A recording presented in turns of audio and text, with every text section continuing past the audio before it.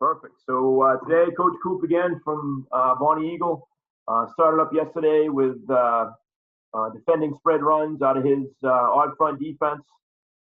Today, going to get into the pass game a little bit and get into some of the coverages and techniques there. So looking forward to it, Coach. Take it away, man. Oh, I got to unmute you first, Coop. That's my bad. Try that.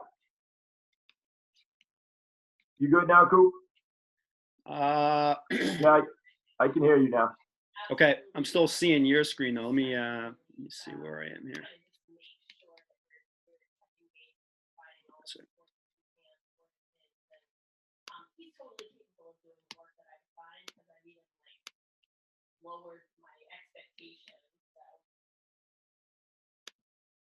Awesome, man. All you. If I get a question or something, I'll pop on. All right, sounds good. All right, so I'll talk a little bit about how we defend the pass, basically with our quarters and with our cover two, and maybe a little bit of man at the end. All right, but I want to start off with a couple of clips today before we talk about the nuts and bolts of the pass game. But so we're focusing on over here with our field corner, Zach Mataro. I think everybody knows what type of player he is. This is at the end of the game against Sanford, and you watch him here, and right, I think just about all of us would be saying, what the heck are you doing there? Lateraling the ball. I mean, he basically could take a knee, and then we're going to take knees and run out the clock. But he's gonna hold the ball in one hand. He's going to stiff arm their guy. He's going to get spun around. He's going to lateral the ball to our nickelback, and our nickelback's going to score a touchdown. And so I think, again, a play that for the most part, we would say, what are you doing? Don't pitch the ball. Come on. I'm taking a different view when I got a player like Zach Maturo.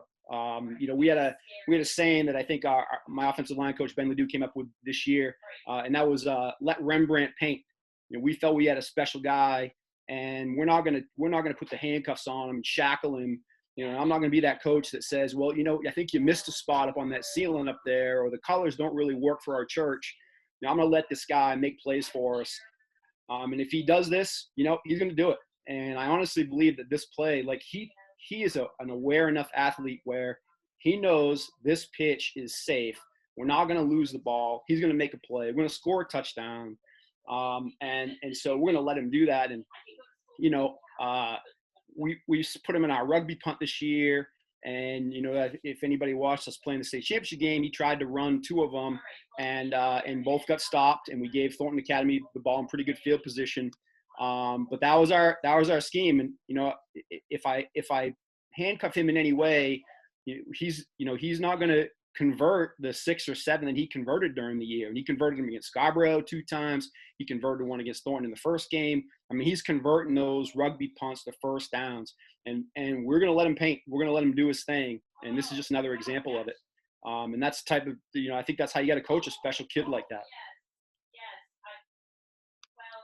And this wasn't a touchdown because the official chose to call the face mask on his stiff arm rather than our nickelback 8 yards deep in the end zone getting thrown around. So, anyways, that's the type of guy. We had a guy like Zach Maturo. That's how we're going to coach him.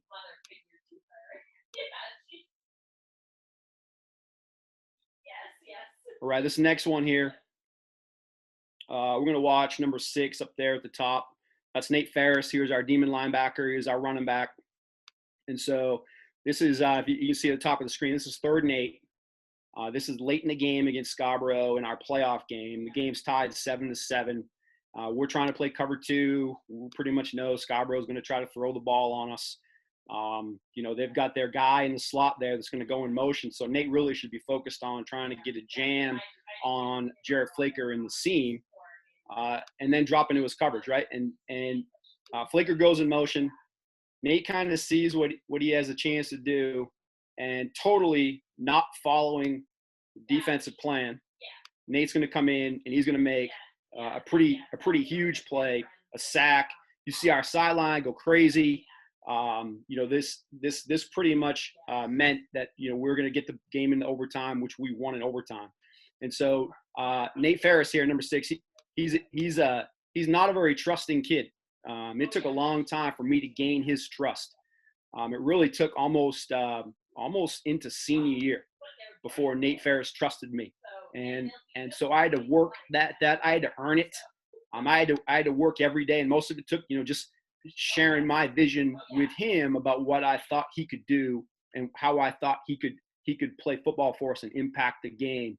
But it was a long process, and you guys know, right? When you're coaching high school guys, they are not very trusting. Kids that age in general, they don't trust you just because you're the coach and you say this is how it should be done. They don't trust you, and you got to earn it every day to get guys like this to trust you. And I had to trust him, And when Nate made some plays that really weren't how I would have coached him, I got to let him play because he's going to end up making plays like this, which he did all year long, and certainly was a huge factor in us winning the championship. All right. Well, take care, and if you need anything, don't hesitate to reach out. Okay, take care. Bye-bye. Okay, and this last one here, if you watched our state game, you saw this play. We're looking at Jacob Humphrey there in the up top, and so we're in our invert coverage right here, and you're gonna see here our free safety is gonna really come down hard. We're trying to run shoot support. He's getting a jet fake into the boundary. He gets his eyes off his read, which it should be the tight end. The tight end runs down the field. He's uncovered. The wingback runs down the field uncovered, and Jacob tries to make up for that by sprinting out of there. But that's going to leave the jet player uncovered. So Thorn's got three guys running down the field. They're all wide open. We're in a tie football game with about 4 minutes left in the first half. And if they make a big play right here and score before halftime, it's going to be tough for us, right, to come back. We played pretty well in the first half. We were pretty happy with how we played. And then you give these guys a touchdown right before halftime, it's going to be a real tough one for us. But you see Jacob right here make what I think is the most incredible play I've ever seen a high school player make. He flips his hips around, which we would teach him to speed turn and face the other way for a second. He flips his hips around, somehow launches himself and makes an interception here, gets us the football back. We're going to go in and score before halftime, so we go to halftime up a touchdown. It was a huge play in the game, maybe a game changer. And after the game, when asked about this play, Jacob gives credit to me. Like, I didn't do that. Played no role in that whatsoever. Other than, I told him during the week to just key on Thornton's quarterback's shoulders, and he flips his hips and somehow makes a play. And so Jacob, it took a lot of convincing by me just to get Jacob to play football this year.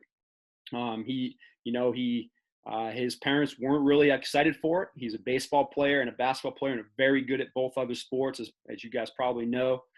I had to develop a relationship with him. And,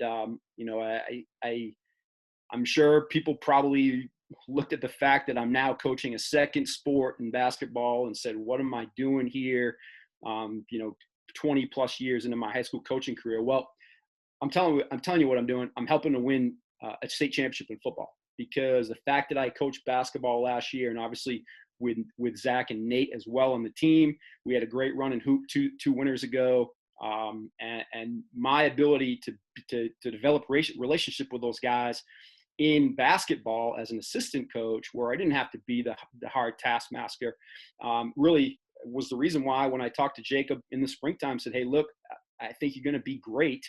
Come on out. And he decided to do it. And there's been 1,000 people trying to tell Jacob Humphrey to come play football in the past 5 years. And he didn't trust enough of those people to say yes. And so I had to develop a relationship with him. I had to tell him what I thought he could do, what I thought he was going to be able to, how he was going to be able to help us. And just having a personal conversation, which I did with him in the springtime, telling him those things and letting him know. And I think that the thing that as a coach I've changed is that, 1998 me or 2002 me, when Jacob wanted to devote time to his other sports, especially baseball in the summer, I might not have been willing to do that. But when you have a special kid, you got to make special exceptions for him. And so Jacob missed our first scrimmage last fall. He had a commitment to baseball that he felt he had to do. And so what am I supposed to say? I'm going to let him, because having him on the team at the end of the year is going to help us win a championship. And so I just want to start off with those 3 plays. Very lucky to coach these guys. I've loved coaching them.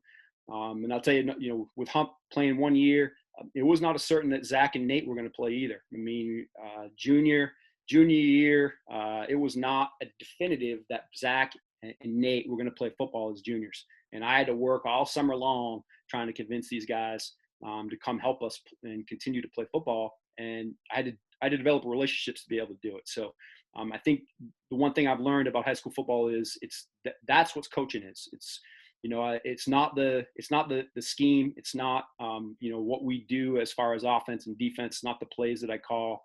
Coaching is getting guys to play football for you in key moments, and that's what those guys are doing for sure. And I could watch this clip all day. I know you guys came to hear our coverage ideas, but pretty special play, no doubt. All right, so I'm gonna go quick through that again. As a player, I talked about this yesterday.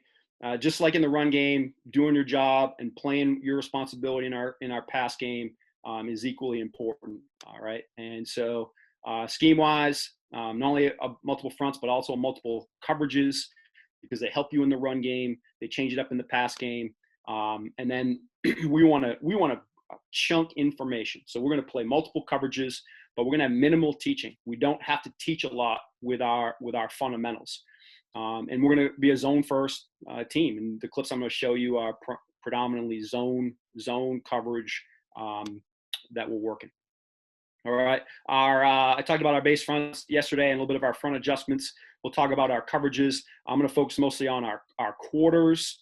You might see some quarter, half mixed in, but I'm basically talking about the quarters side and also our cover 2 stuff. And again, maybe some man if we have time at the end. All right, so here's our base cover 2, and this diagram, that's probably nothing earth-shattering, right? I mean, we have 5 underneath, 2 deep. We're going to let our corners play a couple different techniques here. We're going to play hard press, where we're trying to get jams pretty much as quickly as they can. Certainly no deeper than 5 yards. We want to jam. We're going to be outside jam, trying to funnel inside. We're going to let them play that way, and we're also going to let our corners play with more of a read concept, where they're going to kind of open their hips. They're going to put their back to the boundary. They're going to shuffle out of there, keeping that number 1 receiver inside, and really trying to get their eyes back through the number 2 receiver into the quarterback. So we're going to play a couple different techniques there for both corners when we play cover 2. Our safeties, they're our drop guys. That's a technique that we probably practice the least. We pick up our safety half field work in 7-on-7 work, and so they're gonna read step always. When they're in deep defenders, they're gonna read step at first, and as long as the quarterback has the football, they're gonna keep backpedaling. So they're gonna backpedal until the quarterback stops his drop and gets ready to throw the football. And so we want those guys to get deep, keep everything in front of them. They're going to try to split the receivers that are on their side, but also keep an awareness of where the hash is. So we want to split the field into thirds. So that takes some teaching, because you tell them to split the difference between receivers, maybe lean a little bit closer to the inside number 2 receiver, and then ball gets on the hash, and now you have a safety that's probably a little too wide. So we always got to go back. We got to teach landmarks. We got to teach hash mark relationship with our deep defenders. And our underneath defenders, our demon and our will linebacker, our curl players, we want those guys aggressive in the seam, trying to seam jam, force number 2 receivers outside. So we are always trying to get hits on any number 2 receiver running down the field. So we want to be aggressive in the curl to be able to do that. And our stud linebacker is our hook player. Our stud linebacker will try to drop off a number 3. So wherever you set number 3, he's going to try to go that way, at least in terms of how he opens. So he might open both ways, not just to his outside. And if he has a number 3 receiver, he's going to be responsible for dropping off a number 3 and trying to make sure he gets his hands and jams number 3 if 3 wants to run down through the seam. Okay. In the bottom picture here, whenever 2 is removed, we will always drop off our demon. Okay, so we never play him on the line when number 2 has width. So his basic alignment rule is always to split the difference, to work the apex. And if it's more of a pass threat, he's got to make sure he's in position to handle number 2 in the seam. So we do not want to give teams easy seam throws, right? So the top drawing here, and this comes right from our playbook, is just alignments, and these are just starting points. So what I've learned over the years is, especially with our corners, where we're trying to make sure that those guys keep number 1 inside. That you can't ask all your kids do the same things that you're asking a Zach Matura or Jacob Humphrey to do. We might be able to start Jacob Humphrey at a half a yard outside. We might be able to start a Zach Matura same way. But our 2 second corners, and they need to be outside. They need to at least a yard. Our young guys, they might need 2 yards. So our coaching point with our corners is always, you have a job to do, and that is to make sure the number 1 receiver goes inside of you, take an alignment where you can get that done. All right. So I'm not gonna harp on a guy if he wants to be a little bit wider. That's what we want. We want guys thinking about, what is my job? What is the coverage asking me to do? And cover 2 is asking the corners to force inside releases by the number 1 receiver. Second thing would be to get jams on the number 1 receiver if you're playing the hard press. So you got to be able to do those 2 things first. Take an alignment where you can get that thing done. All right. Our safeties try to start at 12, but again, we might move them up depending on the width of the number 1 receivers, depending on the speed of the 2 receivers on their side. So again, we're trying to make our kids, or let our kids think about what they need to do in order to get their job done. All right. And then the bottom side of the page. So the thing about cover 2 is, since we are trying to drop our demon linebacker, if there's change of strength motion, something has to happen. We can't stand there and look at the offense changing passing strength on us and not doing anything. So we have a couple ways to handle it. We can screw a safety down, check it to a 1 safety coverage, go to cover 3 if we need to, or we can just do what we call a railroad, which is to exchange the responsibilities of our 2 outside linebackers and make our ram our curl player and let our demon come and rush the passer. So one thing about, again, I think pretty much all 2 deep coverages, if you want true 5 under, then you need to do something when the offense changes strength, and you need to have a plan for that. So our kids know they've got a couple different plans that they can execute. We talk about that towards the end of the week during our preseason camp. And so give them a way to handle what the offense does. We never want the offense to move and us to stand still, right? So if the offense moves at all, we need to move. Okay. Because most of the time offense is trying to get you out leveraged. And so we need to do something like the offense does. Okay. All right. So here's our strong invert. So I'm going to just go and fast forward to our, we call double invert, which is quarters. So I can talk about quarters. The strong invert and the boundary invert is just quarters to one side, half to the other. So once we teach our cover 2, our cloud and our half field techniques, now we teach our invert techniques. We basically can run 4 coverages. So even though we've only taught 2 different techniques, so the corner learns cloud technique, the corner learns invert technique, he only learns 2 techniques, but we can run 4 coverages. All right. The demon linebacker knows his curl drop and knows his flat drop. And now we can run 4 coverages with only learning 2 techniques. The safeties learn their half field technique and they learn their invert technique. And that's only 2 techniques they have to learn, but we can run 4 coverages. All right. So that's what I mean when I say we chunk information that we give to our players in order to multiply what we can do scheme wise. All right. So when we run our invert, so on an invert side, the corner now is a deep half field. All right. And he's going to now be a pass defender first. He must read step first. So what you're going to see as far as technique is, we want our corners to turn inside. So I think it's easier for corners to move out of a shuffle back pedal in this way than the regular back pedal. So that's one of the changes that we've made maybe about 4 or 5 years ago, is we're gonna open up Again, we're going to put our backs almost to the boundary, not quite, but we're going to shuffle out of there. I think it's easier to move if he has to cover a deep route, a fast vertical route. He's already in good position to run. I think it's easier to change direction if he has to come up on a hitch ball or a slant ball, some sort of short pass underneath. All right. But what we want him to do is stay inside of number 2. So I know a lot of college and pro teams will take their corners and play outside when they want to play quarters coverage. We're going to play inside. We want to take away inside routes first, and the offense can continually complete outside routes. Well, then they're going to be pretty good, and we're going to have to really work hard to stop them. But we don't want to give up easy inside ones. That's where the easy throws are, especially slant balls. So we need to take away slants with our corners in this coverage. All right, and so they're going to play inside leverage. They're going to play deep. How deep? Well, deep enough so you don't get beat with anything behind you. How far inside? Far enough inside so the slant doesn't get inside you, posts don't get inside you. All right. I can't tell you exactly where that's going to be. If you need to take 3 yards inside, take 3 yards inside. If you need to be at 10 yards deep, be at 10 yards deep. If you're a good enough athlete where you can show more of a cover 2, we're going to let you do that. And you can, on the tape, you're going to see Zach Maturo. A lot of times he's starting in the same really alignment every single play. And sometimes he's running invert. Sometimes he's running cover 2. Sometimes he's running man. And so he had a pretty good awareness of what we were trying to do. He was pretty confident in his skill set. And so he was awesome at disguising his coverages. So we're going to try to let our corners do that if they feel comfortable enough to do it. All right. But their job is to stop inside routes, especially slant balls. And their job is to not get beat deep. And so take an alignment where that gets done. Our safeties are going to move up. So how close? How good can you read it? How good can you read number 2? How fast is number 2? All right. If it's a tight end, I would like our safeties up to about 8 yards.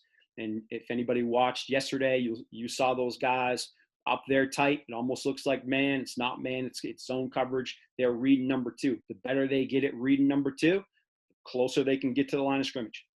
All right. And so we want those guys up there. They might be at 10. They might be at 8. If it's a fast guy and he's a more of a slot type receiver, maybe you got to get back at 11 or 12. All right. It's really what you need to do in order to execute your job. But his job is going to be what we call a read curl. So if he gets a vertical release by number 2, he's going to match that and run with it. That way, if we have 2 verticals on a side, it should look like almost like it's man. So we're gonna match each vertical route and run with it. If he doesn't get a vertical route, if he gets a flat release or some sort of bubble route, if it's a number 2 in the slot, he is now going to hunt up number 1 coming in. Number 1 coming in on a slant, number 1 coming in on a curl. So what we have to work on there is we have to work on with our safeties. If they get a flat release, we need to work on them staying flat. So the first instinct for a safety is to start backing up again. Right, because we're going to put in cover 2 first. They're going to learn their deep responsibility in half field. Right, they're going to be told don't get beat deep. Well, in this case, they don't have to worry about that. So we need them if they want to get their feet moving. We need to get them to tread water and kind of just kind of get their feet moving in their own space right there without backing up. And then if they get a flat release, they go flat right down the line. We do not want them getting any deeper than 10 yards. So if you're going to run a simple curl flat pattern on us, that curl pattern by number 1 shouldn't get underneath us. If the safety gets deep enough, if he gets back behind 10 yards, curl routes, good receiver is going to come back to the football and going to be able to get underneath your read curl player. And we don't want that to happen. So we want to be underneath that route. The slant routes, again, if he gets deep, slant route's going to come inside him. And underneath him. So we don't want that to happen. So we got to get him to stay right there, buzz his feet, what we call tread water, and work side to side. If the number 2 goes shallow the other way, then he's just going to kind of sit there, play the curl, read the quarterback. And so both safeties will play the same technique with our read curl technique there. Okay. Our 2 flat players are our demon linebacker and our will linebacker. And so this is a tall order for our will. And you're going to see us where, we probably don't get to the flat all that much. Sometimes we do, but it's a hard job for him. If he feels like he needs to widen his alignment, that's exactly what he should do. All right. So we don't need him to play always outside shade the guard. We don't need that. We play him in a position where he can execute all of his jobs. And if he's on an invert side, one of his jobs is to get to the flat on pass. So he can widen out. If it's ever a problem, we can always slant our tackle and our ram to that side, and that kind of gives him a little more coverage back inside to the A gap. All right. We want those guys to buzz. So as soon as they read pass, they are opening their hips and they are sprinting to the flat. All right. And hopefully they run through, or at least, usually we can count on the demon running through a slant window, running through a hitch window on his way out to the flat. If number one is going to run a comeback type route, he's got to be underneath it. All right. And lastly, our stud linebacker is our hook player.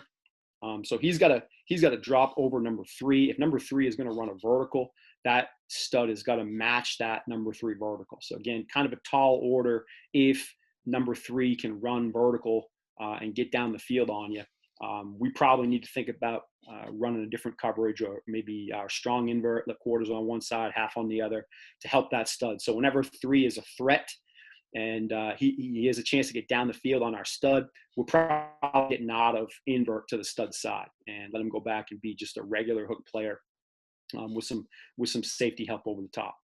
All right. At the bottom of the screen, really no changes for single width sets, except for maybe the angles of the drop for our will or our boundary corner. All right. On this page, you got the alignments up top. But again, like I said, do we hold fast with all our kids with those alignments? We don't. We want them to know what their job is, and we want them to execute their job. And if it means changing your alignment, you change your alignment. All right. And then down bottom, same ways to handle any type of change of strength motion. So again, we talk to our kids about our 2 deep coverages. We need to be able to handle change strength motion.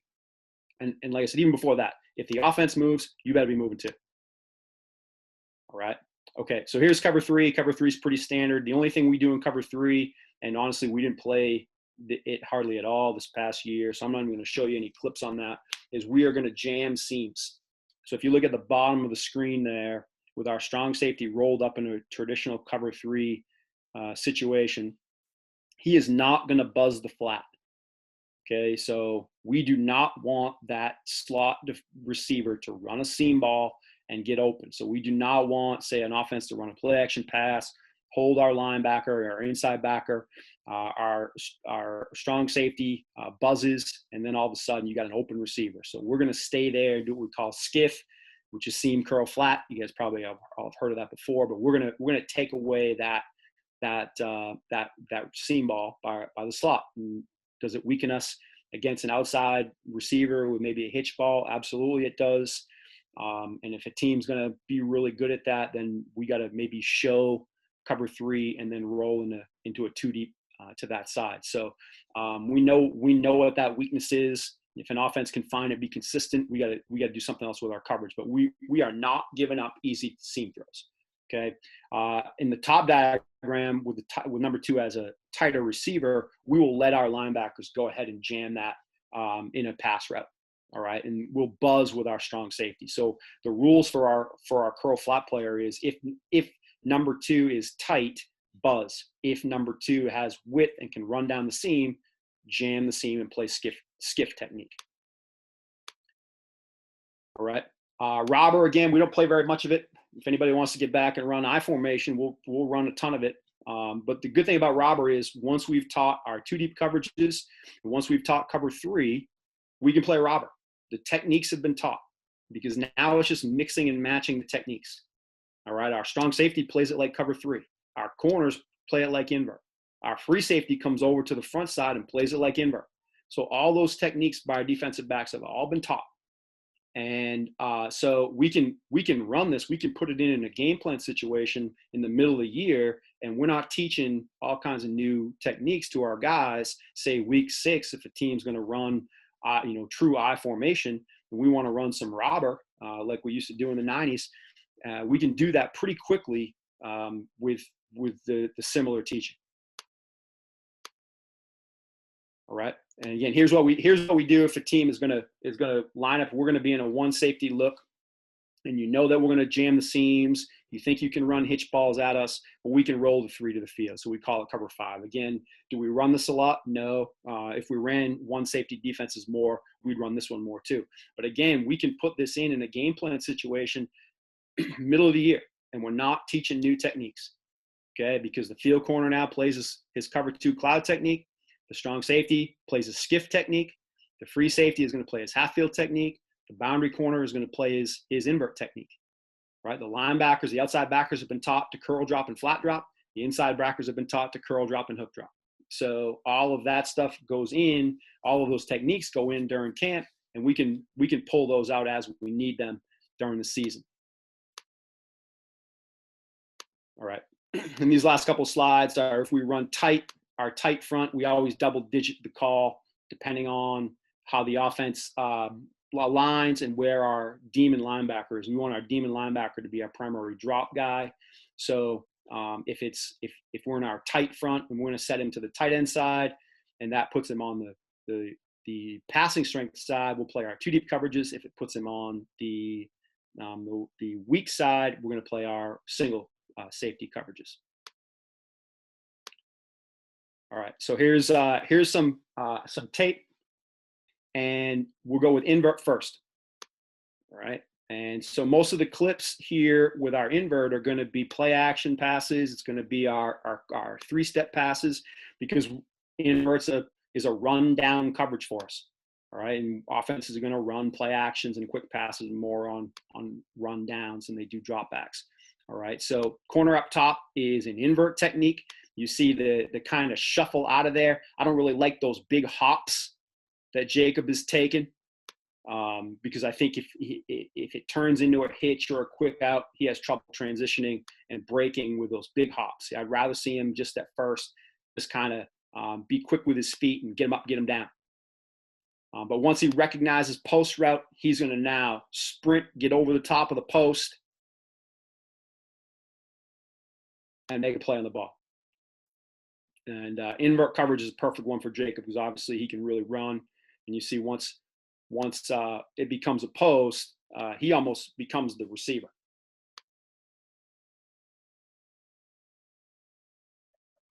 Hey, Coach, you're a little blurry there on the cut-ups. Is there anything, you don't have an optimize button on the bottom of your screen, do you?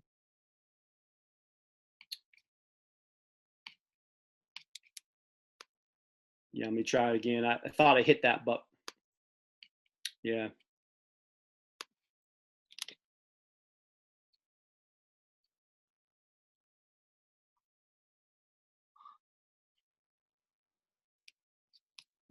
It kind of fades in and out. Like it starts out okay, and then it kind of gets a little blurry. Right.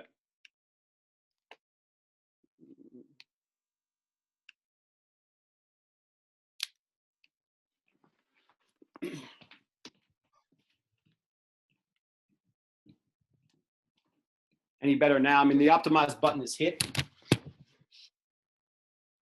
Go ahead and share your screen again. Let's see what it looks like.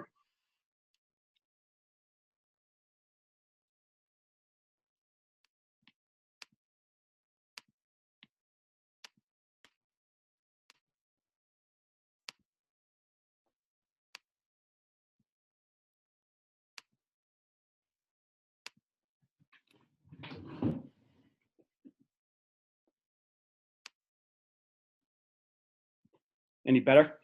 Nah, still the same.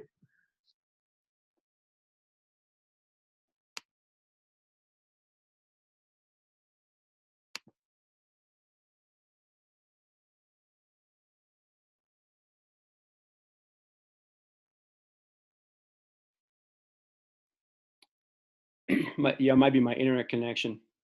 Okay. Still blurry now on the second clip. Yeah, a little bit.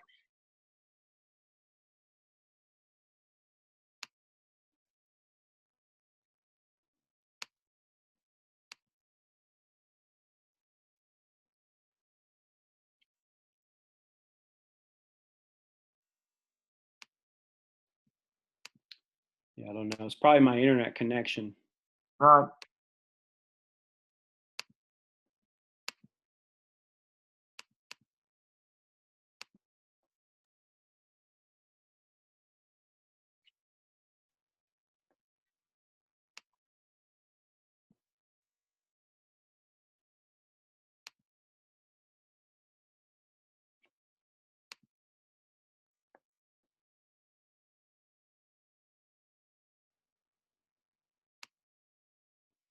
Yeah, I don't know if I'm gonna be able to get any better. That's all right. Just roll with it. What you see right now. All right, let's go to the second clip.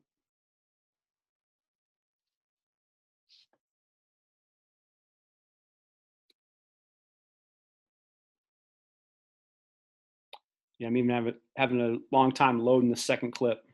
Come on.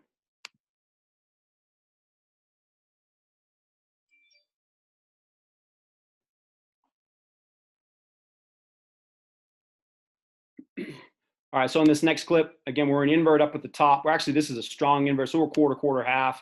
You see our safety is going to be up close. So Maturo's in quarter, half up top. He's in his invert technique. You see the initial part of it. He's kind of side shuffling out of there and going to make a play on Flaker on a vertical route, which is where we want him to be.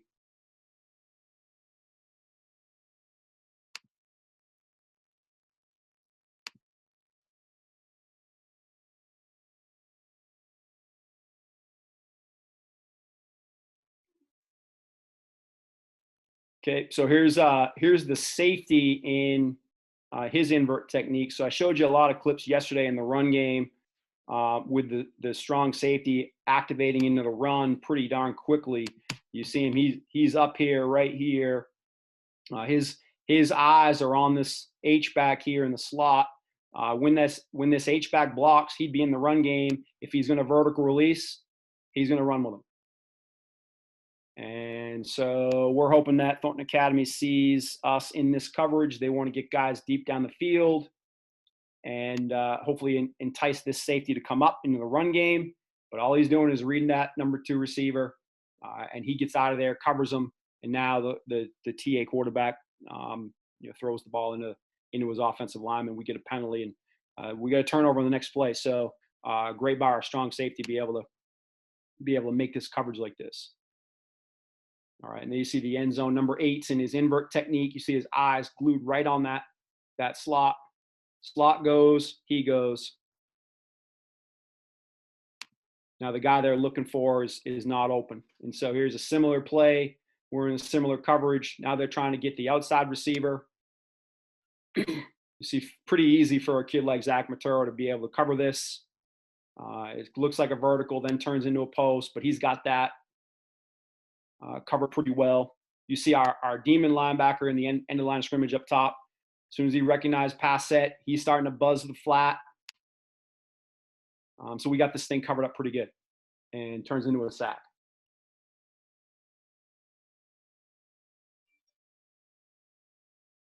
Another thing on the sack here. So I talked about this yesterday too, about how right now we want to put a 3-man net on the ball. And so we need to teach our guys that nobody's tackling by themselves right here. We need a guy outside, a guy over the top, guy inside. And you see our defensive linemen, the big boys, be able to keep themselves under control because they know that our demons coming up outside, our stud linebackers kind of over the top right there. They know that they don't need to go flying to the sidelines to go make this tackle. And so big sack for us.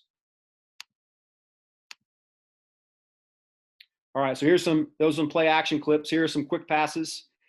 So here's the play that we have the hardest time covering when we're in invert, and we see a lot of it. We know hitch is coming. It just is a fact of life that we're going to see hitch, boundary hitch, on early downs, run downs, because we play so much double invert quarters coverage. And so what I'd like to see Jacob do, and again, this is still fairly early in the season, so Jacob's got 4 varsity football games, actually 3, and then this game, varsity football games under his belt. As you see, he flies out of there. See him turn it right into a run? Hopefully you guys can see that. We want him to just read step it, slide step, but make it a read step. So he's not flying out of there. And this would allow him to come up and make this tackle and not let the Oxford Hills receiver gain an extra 4 yards after the catch. So if we can tackle this thing at 5 yards when we're in quarters coverage, perfect. All right. So we just need that. We need to tighten up the technique of our corner with his footwork. You see our safety. This is exactly what we want in quarters technique. See him tread water there. He's got his feet moving. He realizes vertical. He turns and he runs. And he's got that vertical route by number 2 matched up, the H seam route. Okay, here's a couple of games later after we saw Jacob's footwork in the Oxford Hills game, and you see his footwork here. Now he's more of a shuffle. He's still going faster than he needs to. Number 2's not going to run by him. 2 for Lewis is not going to run by him. But you see him not flying out of there like he did against Oxford Hills. He's able to redirect pretty quick, come up, tackle, make a good tackle. And this is a 3-yard gain rather than a 10-yard gain like you saw in the previous clip.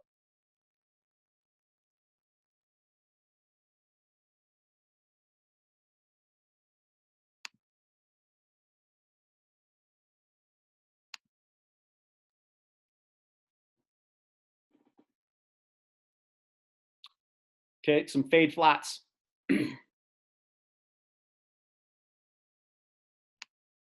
Right. So here's why I think we can still run our quarters coverage, even though it puts our flat defenders in a bind.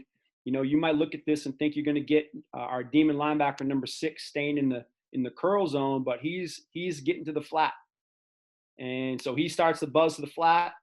If he buzzed the second earlier, he's got this thing picked as it was. He got his hands on it. I mean, it's almost a pick 6.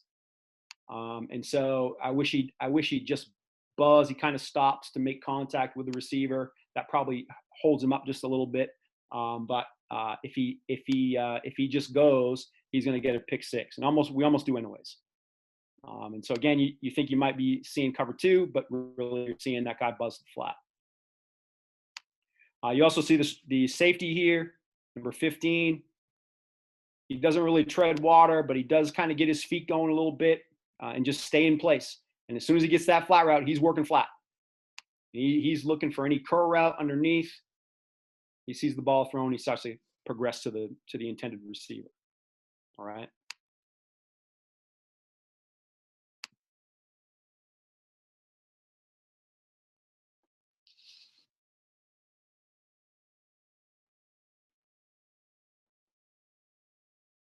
Okay, so boundary hitch again.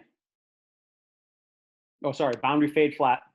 And so here's our will linebacker. Again, we're asking him to do a lot. We know that, to be able to get to the flat like this. But you see he starts to go. He buzzes. And again, we got to keep coaching. Just go and trust it. They want to see that he's almost playing it like Nate did on the previous one, where he kind of goes at the same speed as the receiver. If he just went, he's got a chance for interception. As it is, he gets a nice pass breakup with our will linebacker playing the flat. All right, so it's not always perfect getting our will to flat, but we can do it when we get any type of drop back pass. Great play by number 23. He separated his shoulder on this play. We lost him for a few games, but great play right there.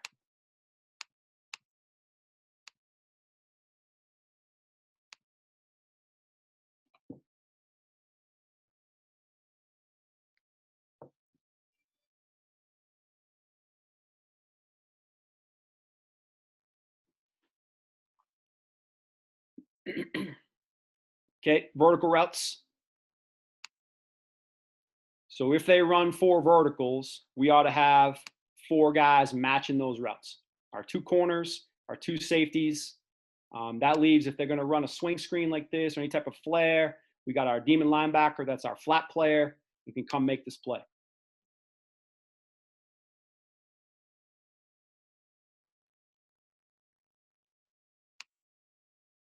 All right. So other than missing the tackle, exactly what we want to have happen. You see down at the bottom of the screen, again, our free safety using our tread water. Down the bottom of the screen, you see Jacob starting in the cover 2 look. We're letting the quarterback look like he's cover 2. Now he's out of there. Again, this is first game, so techniques aren't great, but pretty good for first game.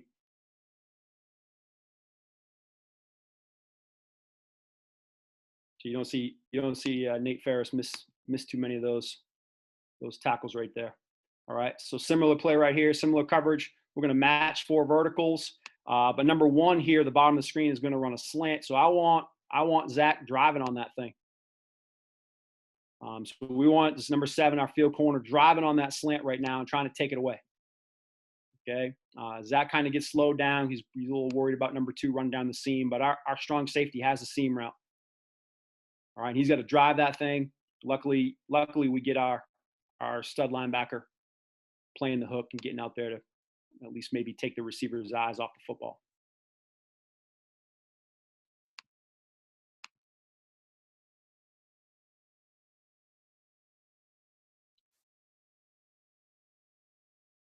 All right, so very important to coach in shallow routes. We do not want to jump shallow routes to your side. We want to jump shallow routes away from your side. Okay, so our linebackers here have to let those things go, and that takes some coaching. It takes some work. You see our kid that's playing our stud linebacker right now. This kid right here, he's our third guy. And the reason he was our third guy is because watch him run with that shallow route to his side. And so he starts to run with it, and then he slips and falls down. There's no way he's covering that first shallow route. He has a better chance of affecting the opposite side shallow route, which our demon ultimately does and makes the tackle for kind of a minimal gain. Our free safety, so since he's part of the underneath cover, he's the same way. So we should be able to handle this. Bangor is running posts over the top. We should be able to match those with our corners. So our coverage here, even though it's a run down coverage, handles this drop back pass pretty neatly.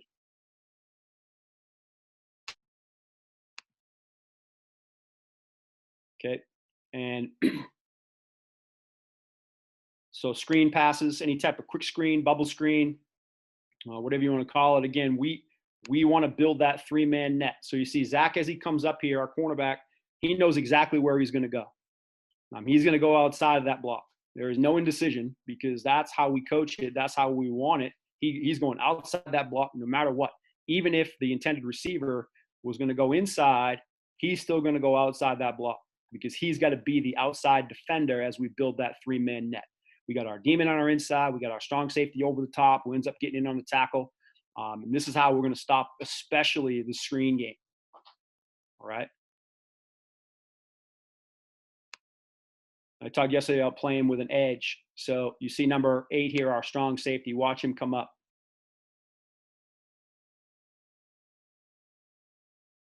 That's how we're going to play. Is it a little bit late? Maybe. He's going to end up on top of the ball carrier.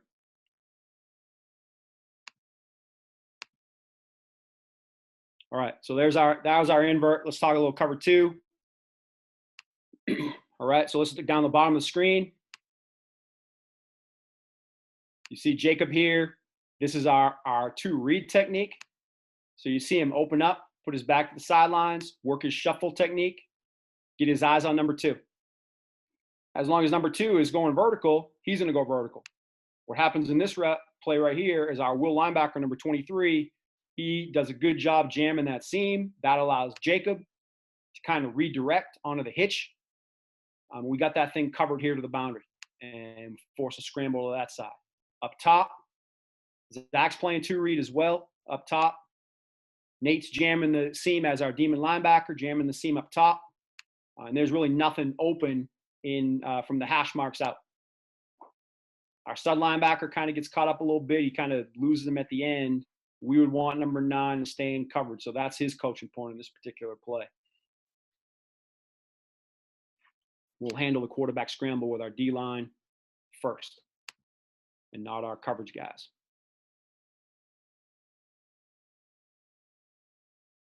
Okay, cover 2 with fade flat. You see up top, Jacob playing a 2 read technique. So he's going to open, put his back to the sideline. He's going to shuffle out of there. He's looking at number 2. Number 2 runs a flat. He goes, makes a great interception. So this is exactly how we want to play it. This is textbook 2 read coverage, right? You see our will linebacker, number 40, is trying to get a jam. The jam, he loses the possibility of jam when number 2 goes out. So he can stay in that curl or progress to when he sees the quarterback's intentions. Our safety's over the top, get into that fade ball. Down the bottom of the screen, you see Zach playing more of our regular hard press with a funnel, getting his hands on. Once he forces an inside release, he'll now put his back to the sidelines, sink out of there, try to get his eyes on number 2. So the same thing will happen with hard press as it does with two read. It just will happen a little bit later.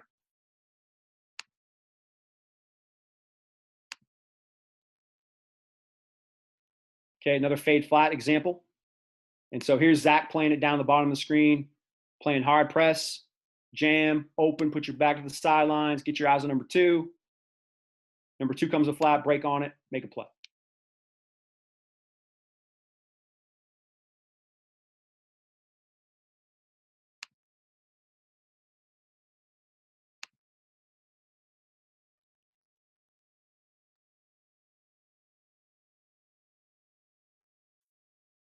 Okay, another fade flat with cover two coverage. Both corners playing two read. Our demon right here, dropping over number two. Obviously, that's Skyborough's dude, right? So we're probably playing maybe a little bit faster than what I would like onto this flat ball. But he sees the quarterback's intentions. Nate does. He knows that Flaker's a guy we got to stop.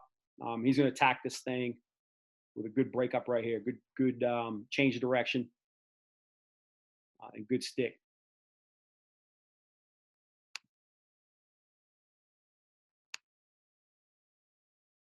Okay, so South Poland's giving us here, they're giving us a 3x1. So we've got to do something in a 3x1. Otherwise, we have a chance of getting some verticals run on us and being in pretty bad position. So as soon as three comes over here, now it is putting the stud linebacker in a little bit more of a bind. And if you remember yesterday, we want our stud linebacker. He's our more physical guy. He's our downhill run stopper. And he's really not going to be great jamming three in the seam. All right, so we know that. So we got to make some sort of change in our cover two in order to help the stud linebacker if number three is going to run down the field on a seam route. And our base way of doing it is what we call sync. And what sync will do, it will take our field corner and he'll start syncing out of this. So it's automatic to read when we get a sync call. And he's going to see Zach's already turned, put his back to the sidelines. He's going to get out of there and get deep. And he's going to try to position himself now working inside of number one so he can make plays if need be on outside throws to number two. Our free safety, you can't see on the wide copy, is he's moving himself inside of number two and putting himself in between 2 and 3. So now we can handle those seam balls. We get an extra guy by sinking our field corner out of there. We get an extra hat there to be able to handle the verticals. The other thing about sync is our free safety knows now that he's got to play in between 3 on the front side and 1 on the back side. So he's got to be able to get out of there too. So that's how we're going to handle it. We can also make what we would call a lock call. Lock is going to keep the strong safety to the field in between number 1 and 2, keep him out wide. We're going to take our free safety in a lock call. We're going to tie him right onto 3 vertical. And we're going to have to lock down the backside with man-to-man. So our boundary corner would play man. Our will linebacker would play man on number 2 if we make a lock call. So those are our 2 ways of handling 3x1 sets. In this case, our stud linebacker can handle a little stick route like this. But I'm going to flip it to the end zone now. And so we're making a sync call. So you see, look there, if you notice, hopefully you guys can see it. I don't know if it's still blurry or not, but our free safety, see him raise his hand right there? Or assume that's our strong safety. Raise his hand. He's acknowledging that we're making a sync. Now, probably this is our preseason game, so I'm probably making it from the sidelines. But he's going to put himself in between 2 and 3. Right? So now he's in between 2 and 3. We're getting our field corner in between 1 and 2 to help us on verticals.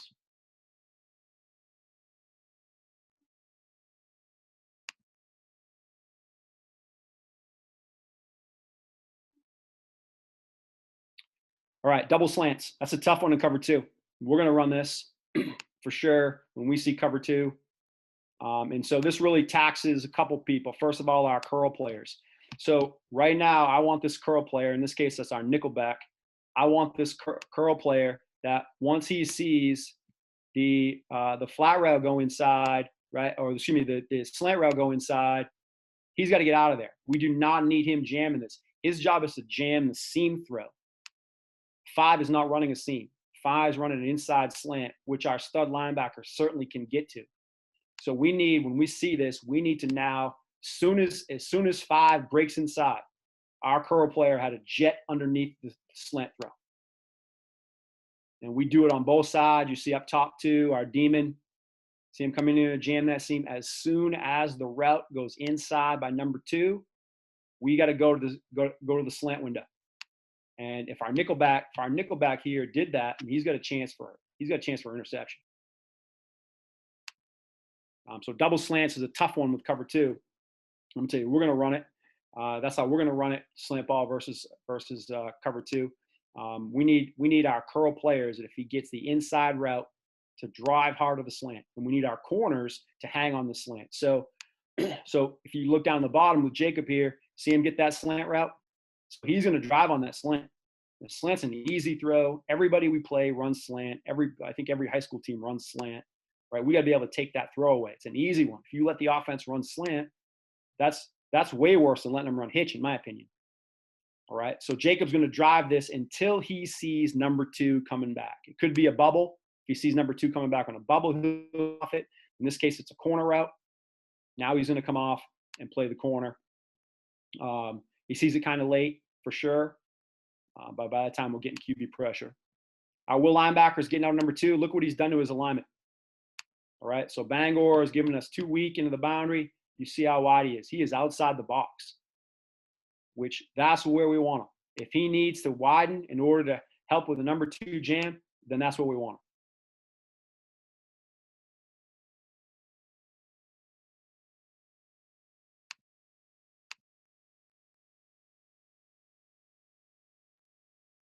him. Okay.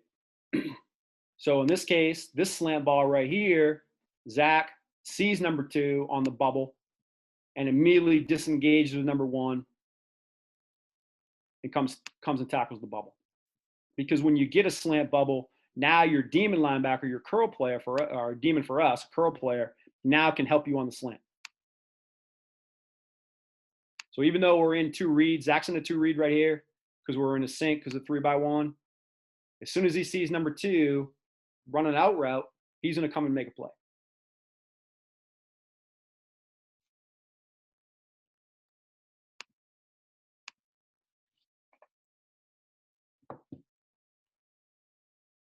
Here's a good example of the sync call and how it helps the strong safety help your stud linebacker or your hook player. So you see number 9 is our stud, basically a Mike linebacker. He's playing number 3 through the seam. Like, this is pretty darn good for a sophomore in his first preseason game, right? Being able to see pass, be able to get his hand on that number 3 running the seam, right? Give some color there, make the quarterback have to throw the ball up and over. But now our strong safety, because he's playing in our sync position, can come make a play on the football and makes the pass break up and almost an interception. And we get flagged for pass interference, but not because of the initial jam. Right at the end, the very last second, he puts his hand back on the South Portland receiver, and that's what the ref calls. The other thing about the sync call, if you see Zach up top, see him playing his read technique, but now he's inside too, which he does when we call sync.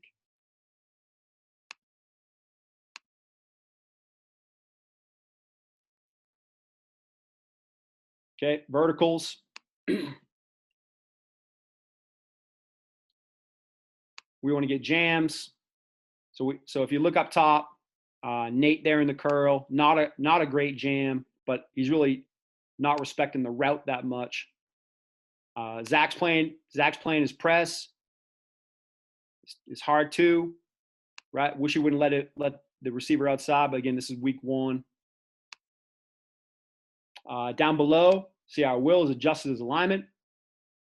He's getting out there. I'm okay with not getting hands on right now because look at the position of number 2. He's basically running down the top of the numbers. So we're not going to get our Will out that far. He's got to play the curl. As soon as we get our Will out that far, now 2 is going to run some sort of in cut. Now going to get open in the middle of field, which is a way easier throw than throwing this ball to the number 2 receiver.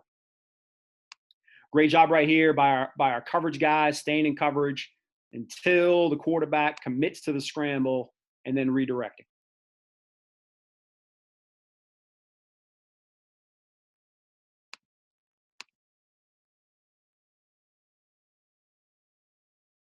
Okay, cover 2 again versus verticals. Again, 3x1 verticals. And so Jacob up top's playing our read technique. So what we teach him is if he's in read technique and number 1's running a vertical, but you get no number 2, and he can see that from pre-snap, right? Their possibility of a number 2 receiver is greatly reduced because their back is strong side. They've got 3 out the strong side. There's really no one else, so he can just play 2 read all the way and sync with that thing all the way. Very helpful considering the fact that we're asking our free safety here to kind of play in between 3 strong and 1 weak. And so our free safety is way over, probably a little too far, hanging on number 3 a little too much. And so not being able to help much on the vertical by number 1 weak. But Jacob's in position over the top to make the interception.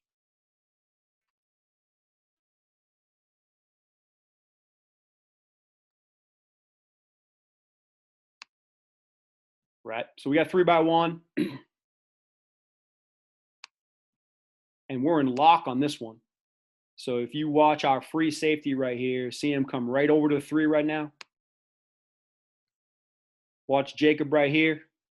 He's playing that guy man. So that's a man turn. So we're in lock with our 3x1 adjustment. And so I would like, and we don't play this enough. I mean, we played a little bit during the summertime, during 7-on-7s. We get into it a little bit then. But then we just don't, we don't see it enough. We don't practice it enough because sync's more of our base. I would like to see our free safety just come make a play, right? See him kind of stop on that. He's kind of nervous about where we should fit in there. But what we do get is we get our linebackers dropping. They're forcing kind of changes in the releases by the receivers. Kind of screws up the quarterback's timing. The quarterback wants to step back. He wants to throw it on his 3rd step. Receiver really hasn't gotten open yet.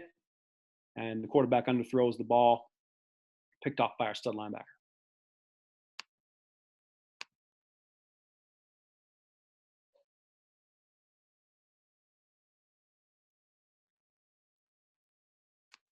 Okay, so we're playing cover 2 again.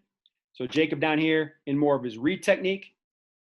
Again, early in the year, he kind of lets the receiver outside him, but he's so quick that he recovers.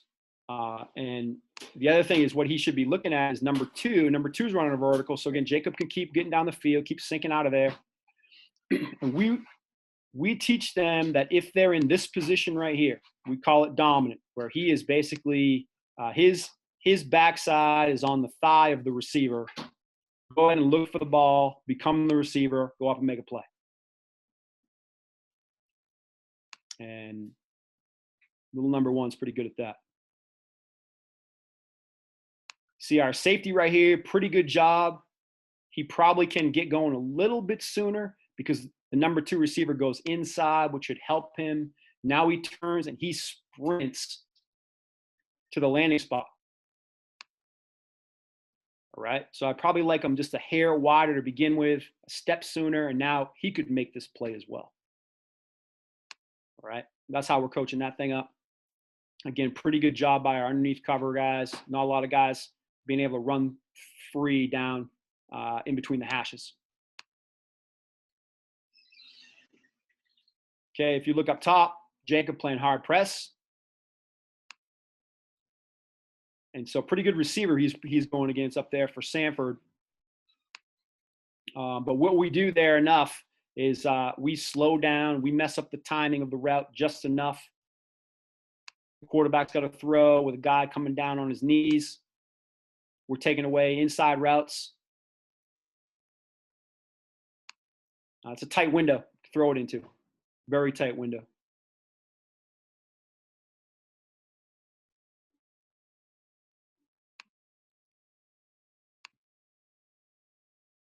Jacob knows as soon as he starts to sink out of there, he gets his eyes on number 2. Number 2's not running a flat ball. He's going to keep getting depth. If they run verticals and they switch it, we switch it. So if you look up top, that's our nickel back there on the slot. As he drops and plays the curl, if they switch those verticals, he's going to switch who he tries to jam in the seam. All right, so it's not a great jam, He's a nickel back and not a demon linebacker. But we do get color there. Makes it really impossible to throw that ball, which is where the quarterback's looking first.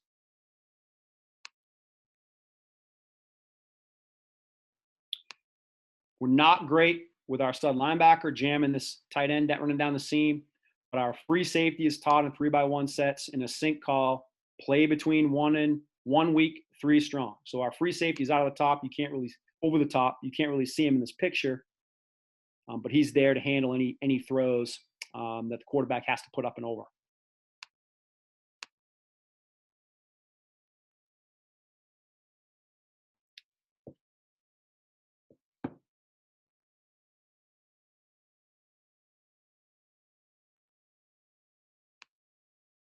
Let's focus on our linebackers right here.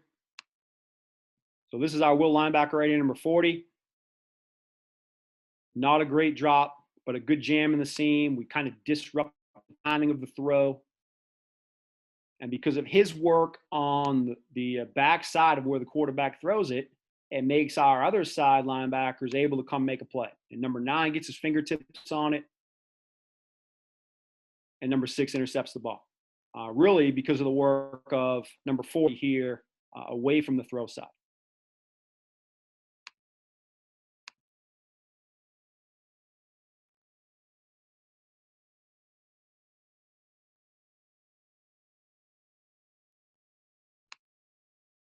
Okay, with the shallows going underneath, you see we're a little bit better at this point in time in the season, not chasing shallows. But a great jam by our demon linebacker here, number 6 in the seam. Right there. So I think Lewison was trying to run more of a corner route with this receiver down at the bottom. Our demon linebacker jams him. And there's no route there. So now our cornerback sits on the shallow route, and we've got everything covered. And we get a scramble and a throwaway. Hands on the football.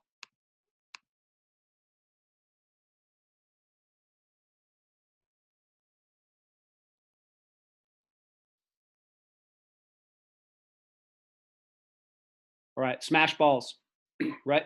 Staple of how offenses attack cover 2. So we want our corners to be able to sink underneath those corner routes. And so look down here, Zach down the bottom of the screen. He's playing 2 read. They try to stack this coverage right here. Really no worry for him. You see our nickel linebacker is inside right here, does a good job getting his hands on a jam, kind of disrupts the timing, allows Zach to sink underneath this corner ball.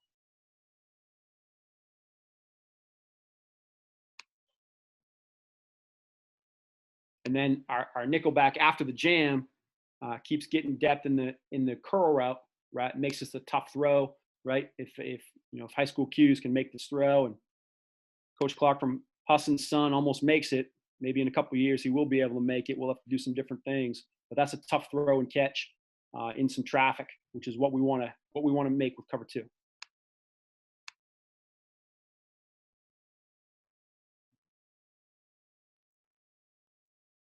All right, here's another smash ball down the bottom of the screen.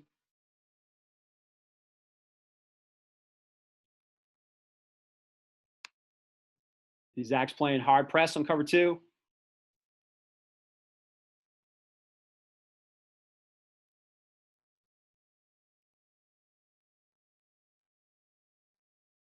And he still gets there underneath the corner ball. Again, we're making these guys throw it into tight windows here, which is what we want to do in cover 2. Like, you can't take away every throw, make them throw into tight windows, make them make tough throws, tough catches, and usually it ends up in the defensive favor if you can do that.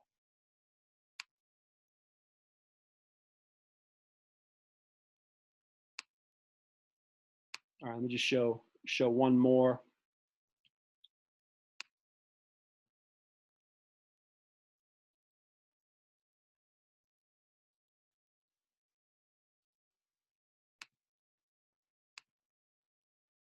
One last coaching point that I want to make.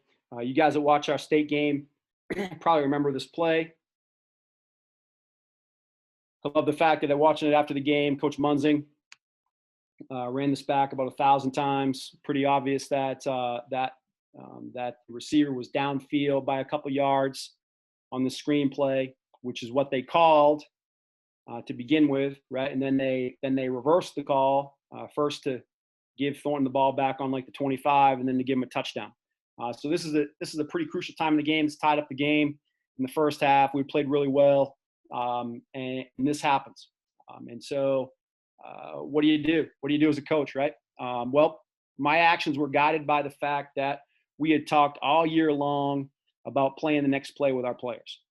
And, we had some calls go against us during the season. In our first Thornton Academy game, we forced a fumble first kickoff. We're covering the end zone. We don't get it. They ruled forward progress, but it was not. It was our touchdown. We didn't get it. We had another time we forced a fumble as an opponent was going across the goal line. We didn't get that call. So we had a number of calls during the year that didn't go our way. Our kids were super frustrated. We come and watch the film on Monday. They'd be like, "Coach, what do I do? What do I do?" And I'm like, "I don't know, man. You just got to keep playing. You got to keep playing. We got to play the next play. Got to play the next play." In our pregame meetings before the state game, this was one of the last thoughts that I gave to the team, to play the next play. You go up against a quality opponent like Thornton. They're going to make some plays, right? How do you respond to that play, right? And so really, I had to follow what I was coaching our kids. If I want our kids to be able to play the next play, I got to be able to play the next play, and I got to be able to get past this call right here that obviously was a terrible one that went against us. I got to get past it right away too, and credit our players really, because they came to the sidelines and there was no bitching. Like, we had bitching a lot of time about calls during the season. This particular one, no bitching on the sidelines, none. Our guys just played the next play, and we can say all we want, all the scheme talk, all this stuff that we're doing clinic wise is awesome, right? I love talking X's and O's. It's my favorite part of the game. I'll talk X's and O's. I could be on here. I'd be on here another 2 hours, right? But the bottom line is, when you coach, you got to get your kids to play the right way. And for us this year, it was playing the next play when we got a bad call, and that's what our kids did. And credit to them. Just a few minutes after this, we're going to halftime with a lead and going to go win the game. So really, they're the ones that pulled us through as coaches more than anything to be able to withstand this play right here. But just by playing the next play, and I think that's what you do when you're a coach, is you get kids to play the way you want them to play. And when you can do that and they buy in, it's really pretty cool, right?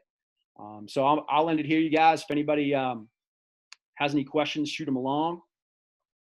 If anybody wants to get me with some questions later on, my email is kcooper@bonneagle.org.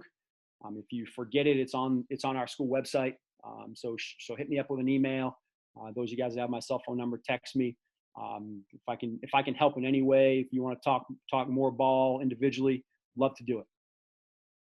I think that's just a great message, Coach. I remember when I was a little bit younger and things wouldn't go our way with the officials. Sometimes I get so wound up I couldn't get off it, and or you get those unlucky plays that bounce the other way. When we were in the state game with MCI this year, we deflect the pass off one of our own guys' helmets, and their guy catches it in the end zone, and we get a turnover and they get a quick score. And credit to our guys coming off the field saying, we got this. They can't move the ball on us. We're fine. We just got to keep playing because they're listening. But also credit to our coaches who just kept coaching.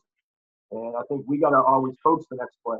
I remember they asked me after the game, what was were you worried or did you panic or whatever? And really the answer was no. I was just coaching. I didn't have time for that. So I think that's a good lesson, not just for the kids but for us too. That you just got to keep coaching and keep doing your thing and work through those situations. They're going to take their lead from you and everybody on your staff. Sometimes you get some of the younger guys, or we get a couple guys that get pretty wound up sometimes. But if you can keep your cool and kind of move through those situations, it certainly helps. Yeah, no doubt. I mean, really another thing that really hit home with me coaching basketball too, because you never know what you're going to get sometimes with calls on a basketball floor, and you got to find a way to play the next play. And again, credit credit to our kids for finally believing that and not letting a bad call in a pretty big game really affect us. Yeah, I wanted to ask you, you had a lot of clips in there where you had that nickel linebacker in there as the Dean linebacker, and obviously Ferris is a pretty good player. You don't want to take him off the field, so you slide him to the other edge spot when you do that. Yeah, so obviously nickel for us, there's nothing in our playbook in regards to nickel because it is a year-to-year thing based on who we have as personnel. So Ferris was a good pass rusher too. And so we wanted to use him on one side, Gardner on the other side. There's two pretty athletic kids coming off the edge. We took out our tackle, slid our anchor, who's a little bit better athlete than our tackle, slid him inside 2-3 technique, and then played with our nose. So give us a little bit more pass rush. And then we felt we had good corners. So we had 4 corners. We had 2. I mean, obviously Maturo and Humphrey, I mean, they're the real deal as far as corners. We had 2 pretty good ones after them. I mean, Sean Brilliant was a starter for us on offense the whole year long, 2-year starter on offense. He was our nickelback. He's the guy you saw in there. So we wanted to get him on the field too when we could. I mean, you don't have a lot of chances to play nickel in high school, right? I mean, there's just not a lot of chances because third and 12, team might run trap, right? Just as much as they're going to run 4 verticals. So you don't have a lot of chances, but you do have some. And so we would always have it prepared, especially in games, against Thornton Academy, against Scarborough, when they're going to be good in the passing game. So really, it was an opportunity to get our third corner in the game. We thought was a good player, and get our demon, who we thought was a good pass rusher, down and let him rush the passer. And I had one other one too. When you guys do your install in the summer and the preseason, what do you put in first? Do you put in just like techniques by position, or do you put in the whole coverage? And do you start with 2 or invert or what? Yeah, we start with 2. I think the techniques are a little bit harder. I mean, the corner's got to be. I mean, the technique of cover 2 corners, takes some work, takes some coaching, takes some learning. So we're going to start there right off with our spring practice, and make sure that's installed first. Because we're going to play that predominantly during the summertime in 7-on-7. So if you watch us during the summertime, we're playing cover 2. We're playing cover 2 just like we're going to play it in the clips that you showed during the season. We're not going to play 2-man in the summertime and then not run 2-man in the game. We play cover 2 predominantly all summer long. So that goes in pretty quick, and we rep it in 7-on-7 all summer. Invert can go in a lot quicker. Because the invert technique for the corner is a little bit easier. The safety's got to learn some things, but they're not tough technique-wise. So we're going to try by our first practice in August, our first camp practice. Both those coverage should be going in on that first day. Really, and we'll practice it. We might not get to a lot of invert technique as far as our D-back individual practice. We're probably going to hit cover 2 in our indie period on the first Monday, hit our invert techniques in indie period on Tuesday. That means we've got all our covered, and then we can run 4 covers. And then on Wednesday is when we usually put in our away package and our one safety stuff. We'll work on those techniques on Wednesday, and now we've got a whole plethora of coverages that we can run because we've taught the techniques that we need to teach really in 3 days. You prefer that 2-read technique over the 2-press technique? I think it depends on the kid. Back in the late 2000s, we had a couple corners named Josh Ruby, Wade Severance, 2 pretty good players. Wade went on and played at Maine Maritime. Josh went on and played at Norwich. Those guys were press guys, and they liked to press, and they were physical with it. Ruby was about a 245-pound bencher at 160 pounds. And so those guys. I think we had a couple of pretty physical 7-on-7 games with you back then. Oh, no doubt. Yeah, no doubt. And because Deering was obviously really good back then too. And so our 7-on-7s against Deering were bloodbaths, close to fist fights every time. So those guys like to press. A guy like Jacob Humphrey, he likes to play 2-read. Zach Maturo probably like to play 2-read more than anything because they can kind of use their skill set. So I think you got to figure out what a kid likes to do, what is he good at. Let him play more of the technique that he wants to play. We didn't used to coach 2-read all that much. We kind of explained it Now we work on it. Now it's a coaching point for us. And here you can play this way, you can play that way, and figure out what the kid does well, and let him roll with it.